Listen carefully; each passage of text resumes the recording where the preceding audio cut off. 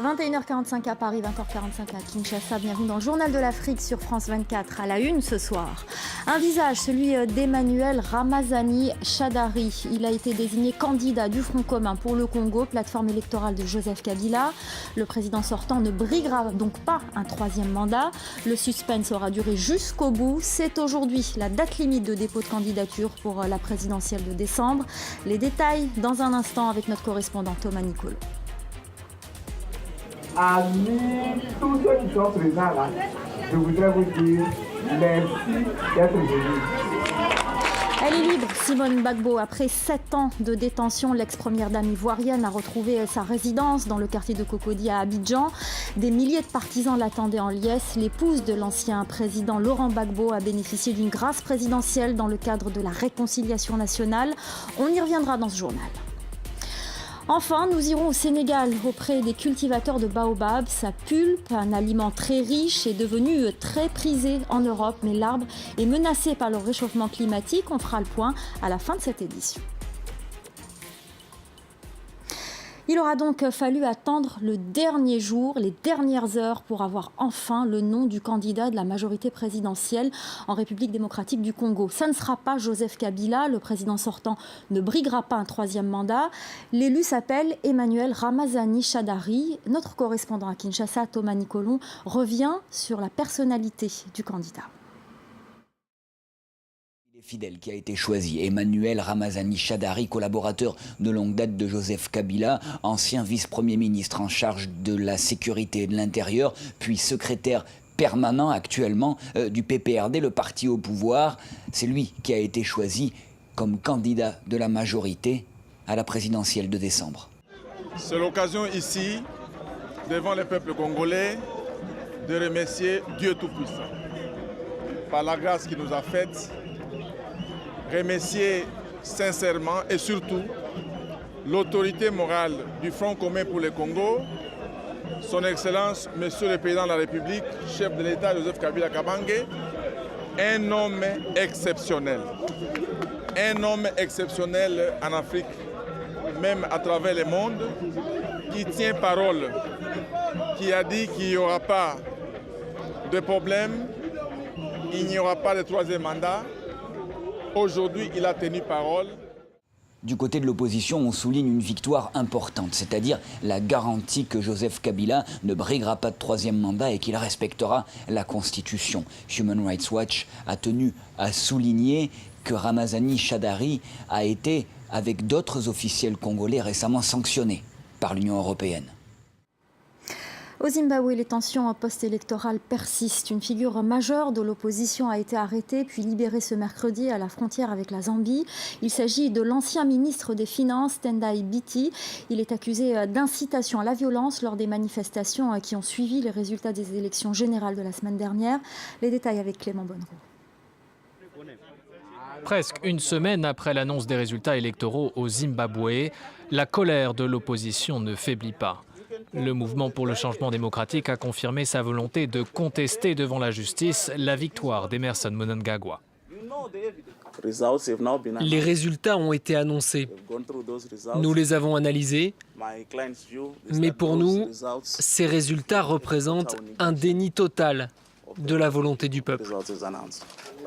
Emmerson Mnangagwa a remporté l'élection présidentielle de la semaine dernière avec 50,8% des voix. Un score qui lui a permis d'éviter un second tour face à son principal opposant Nelson Chamisa.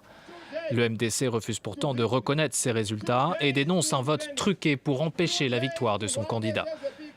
Le parti a désormais jusqu'à vendredi pour déposer une demande auprès de la Cour constitutionnelle qui aura ensuite 14 jours pour l'examiner. Cette annonce intervient alors que plusieurs observateurs dénoncent un climat de répression au Zimbabwe. La semaine dernière, le siège du MDC a été perquisitionné par la police. Un mandat d'arrêt a également été lancé contre 9 membres du parti d'opposition, accusés d'incitation à la violence lors des manifestations de la semaine dernière.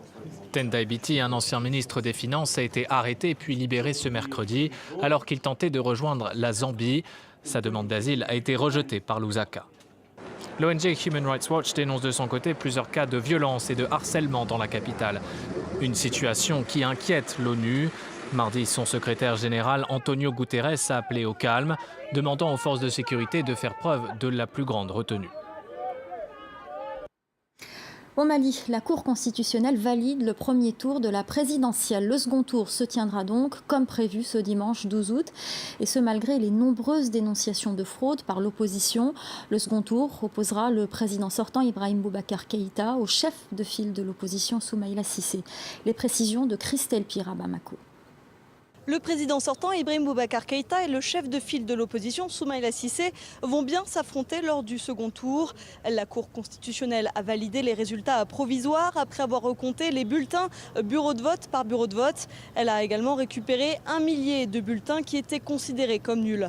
Alors en revanche, les scores ont légèrement changé par rapport aux résultats provisoires. Le score d'Ibrahim Boubacar Keïta est en hausse, finalement à 41,70%. Celui de Soumaïla Cissé est en légère baisse, à 17,78% et le taux de participation est aussi en baisse à 42,70%. La Cour constitutionnelle a finalement rejeté la vingtaine de requêtes qui avaient été déposées par plusieurs candidats. Elle a motivé sa décision. Des requêtes ont été déposées trop tard, notamment celles qui concernaient le déroulement du scrutin. Elles auraient dû être déposées avant le vendredi minuit. D'autres requêtes ont été jugées irrecevables par manque de preuves. Désormais, la campagne électorale peut donc commencer. Elle va se dérouler sur 2 jours, jeudi et vendredi, avant le scrutin, le deuxième tour qui aura lieu dimanche au Mali. Moins de 48 heures après l'annonce de l'amnistie présidentielle, 7 ans après son incarcération, Simone Gbagbo a été libérée. L'ex-première dame ivoirienne a pu rejoindre sa résidence du quartier de Cocody, où l'attendaient plus d'1 millier de sympathisants. Le récit de Juliette Lacharnay. L'ex-première dame aura passé 7 ans derrière les barreaux. L'épouse influente de Laurent Gbagbo, président de 2000 à 2010, a pourtant été condamnée à 20 ans de prison pour atteinte à la sûreté de l'État. Elle est désormais libre, à la faveur d'une amnistie prononcée par Alassane Ouattara ce lundi. Cette amnistie bénéficiera à environ 800 de nos concitoyens. J'invite donc tous les bénéficiaires de cette amnistie à faire en sorte que notre pays ne revive plus jamais de tels événements et ne sombre plus jamais dans la violence. Un geste de clémence qui concerne des centaines de personnes poursuivies ou condamnées pour des infractions en lien avec la crise post-électorale de 2010-2011. Parmi elles, Simone Gbagbo, âgée aujourd'hui de 69 ans. Celle que l'on surnomme la Dame de Fer a toujours montré un soutien indéfectible à son mari pendant les violences, mais aussi lors de son procès. Accusée en septembre 2011 de crimes contre l'humanité avant d'être acquittée 6 ans plus tard, elle est aussi condamnée en 2015 dans un second procès pour son implication présumée dans des tirs d'obus sur le marché d'Abobo. Il y a plus de 7 ans, Laurent Gbagbo avait refusé de reconnaître la victoire présidentielle d'Alassane Ouattara, plongeant le pays dans une crise sanglante pendant 5 mois. Bilan, plus de 3000 morts. Détenu à La Haye, l'ancien président ivoirien est jugé lui aussi pour crimes contre l'humanité. En Côte d'Ivoire, la libération de Simone Gbagbo est avant tout symbolique et s'inscrit dans le sens d'une réconciliation nationale longuement attendue par les Ivoiriens. Cette amnistie concerne 800 détenus, dont d'autres personnalités politiques proches de l'ancien régime. Un geste pour favoriser la réconciliation nationale. Le FPI, le Front populaire ivoirien, le parti de l'ancien président Laurent Gbagbo, a réagi à cette libération. Écoutez. Et nous souhaitons, nous espérons que cette libération prépare et annonce l'arrivée du président Laurent Gbagbo. Soyons confiants. Voilà, propos recueillis par Thaïs Brook et Damien Kofi. Vous êtes peut-être déjà accro à la pulpe de baobab. De plus en plus populaire en Europe, elle est considérée comme un super aliment. Seulement voilà, l'arbre est de plus en plus menacé par le réchauffement climatique. Certains cultivateurs sénégalais en ont pris conscience. Nicolas Germain. La récolte du fruit du baobab requiert beaucoup de dextérité. En Casamance, Taïrou grimpe dans ces immenses arbres depuis l'âge de 15 ans. Le fruit est de plus en plus populaire en Occident, où il est considéré comme un super aliment. Sa pulpe contient 6 fois plus de vitamine C qu'une orange et 2 fois plus de calcium qu'un verre de lait. Désormais, Taïrou travaille pour une coopérative appelée GIE. Auparavant, avec les commerçants, vraiment, la vente est tellement compliquée. Bon, ils viennent, ils s'imposent leur prix. Bon, maintenant, parce qu'on vendait le sac à un prix même bas, maintenant, actuellement, avec le posage des GIE, on gagne plus, quoi. Mais contrairement au café ou au cacao abondant en Afrique, les baobabs, eux, sont menacés, notamment par le réchauffement climatique.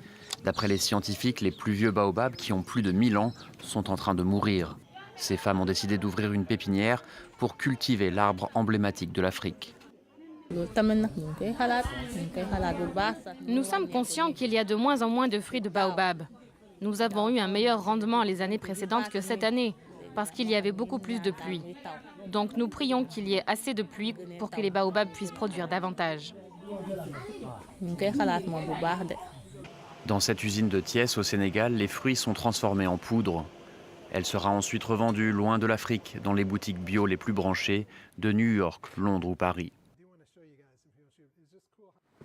Voilà, c'est la fin du Journal de l'Afrique. Restez avec nous sur France 24 dans quelques instants. La suite de Paris Direct avec Valériane Gauthier.